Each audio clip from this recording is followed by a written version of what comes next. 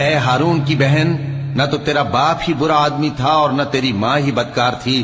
تو مریم نے اس بچے کی طرف اشارہ کیا۔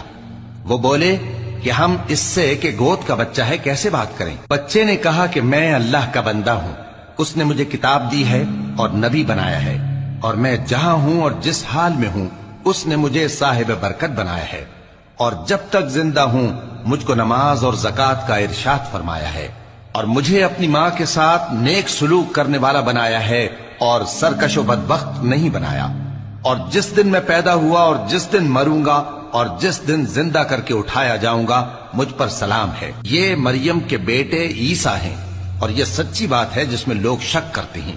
اللہ کو شایع نہیں کہ کسی کو بیٹا بنائے، وہ پاک ہے۔ جب کسی چیز کا ارادہ کرتا ہے تو اس کو یہی کہتا ہے کہ ہو جا، تو وہ ہو جاتی ہے۔ اور بے شک اللہ ہی میرا اور تمہارا پروردگار ہے، تو اسی کی عبادت کرو، یہی سیدھا